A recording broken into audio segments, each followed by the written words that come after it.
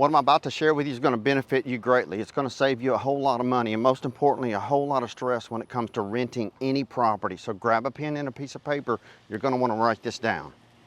Now, if you haven't already done so, subscribe to the channel. My name is Wayne Turner. For nearly 30 years, I've done just about everything when it comes to real estate. I bought, sold, flipped, built, you name it, I've done it, helped thousands of people. I share that with you so you can have the confidence knowing that what I share with you and what you learn here at The Real Wayne Turner, that's the channel, is tried and true experience, boots on the ground.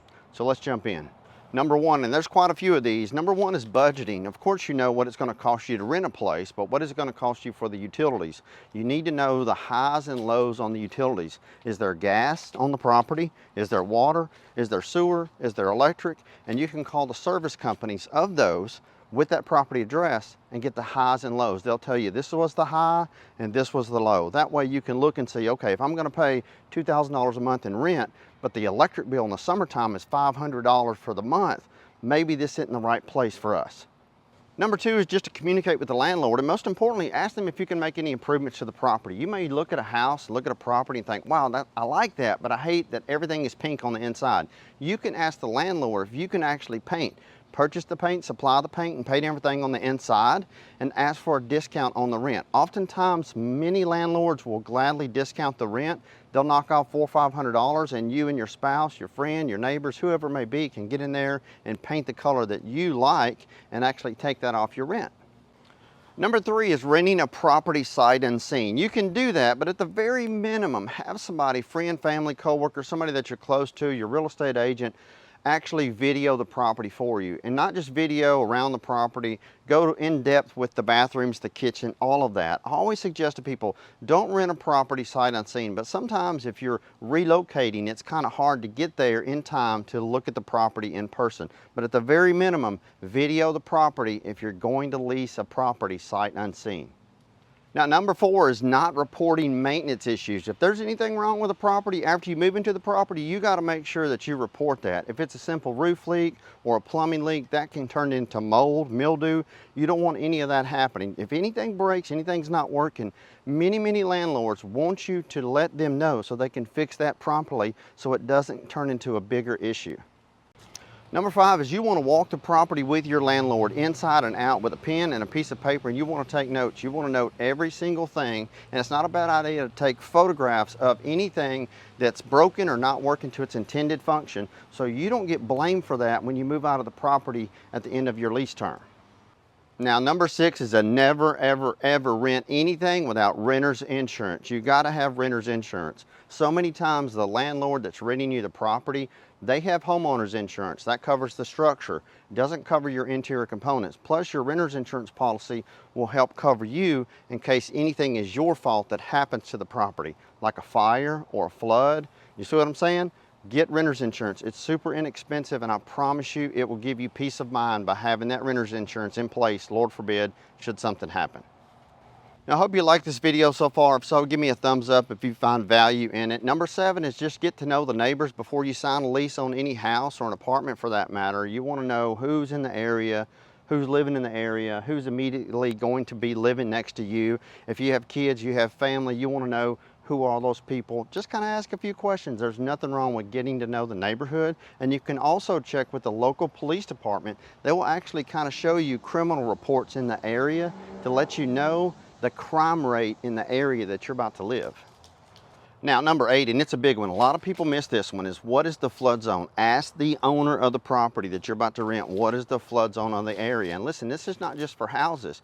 You got to watch for apartment complexes where you'll be on the bottom floor and you don't know the flood zones. Listen, the flood zones are A, B, C, and X. A being the worst, B being a little bit better, C being much better, and X being the best if it's in any flood zone. If it's not in a flood zone at all, that's great. If it's in flood zone X or C, the likelihood of that property flooding is very slim. You'll also want to ask, has that property ever flooded?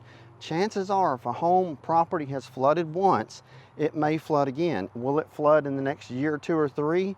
No one truly knows, but it will help you in terms of anticipating what's going to happen potentially in the future if that property's in a high flood zone. Now, number 9 is pretty basic, and it's schools and school zones. Just research your schools and your school zones. If you have children and you're in the area, you want to make sure that your kids are going to a good school, right? And it may or may not be a school that you prefer, depending on the test scores. So you can do your research on the schools to make sure that that house, that property, those apartments are in a school zone that's comfortable for you and your family. Now, number 10 is pretty basic, but a lot of people miss this one and they just overlook it, and that's reading the lease. Read the lease. Oftentimes leases are 10, 12, 11 pages long, fine print, and they get mundane. But listen, if you're uncomfortable reading it or you don't understand it, it's okay to contact a real estate attorney in your area, a title or closing attorney, and ask them if they would review the lease with you. It may take them an hour of their time, but they'll gladly do that, and you can pay them, say, $100, and they'll summarize each paragraph to let you know what you're signing and what you're getting into.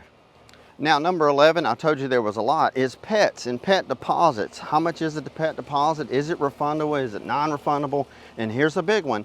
What's the weight limit? See, oftentimes they'll tell you, yeah, you can have pets, and all of a sudden they show up to just say hello, and your Labrador Retriever walks up to them and they go, whoa, whoa, whoa, you can't have a dog over 20 pounds. Like, you didn't say that. You just said a pet deposit. You didn't tell me that. So at the end of the day, just ask up front. It's best to know up front when it comes to that, because the last thing you want to do is have to move out of your property or get rid of a loved one, an animal, if you will, because of just miscommunication.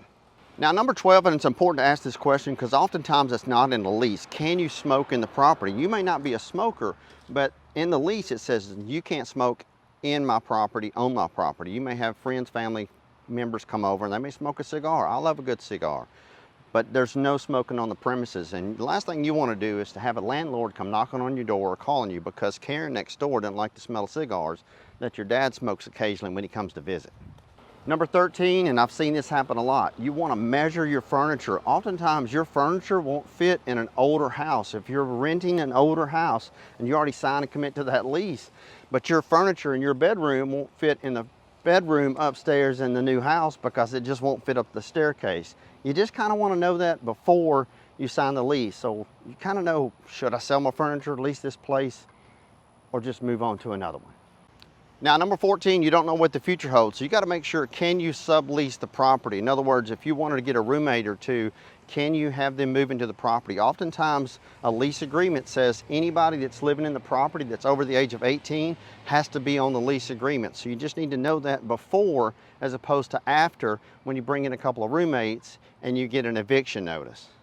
And number 15 is drive the property before you commit to the lease agreement. Oftentimes, Sunday is the quietest day of the week, but you need to make sure that that property you're about to spend a year or 2 or 3 of your life in isn't crazy busy, because it can be super quiet on a Sunday or a Saturday morning, but come Monday at 3 o'clock when school gets out, it's a busy street, a busy road, and there's lots of car noise, and that just may be something that you just don't want to live around. So listen, I'm Wayne Turner once again. Hope you've enjoyed these videos. If you do, give us a thumbs up, subscribe to the channel. I promise you, you will learn something new every single video.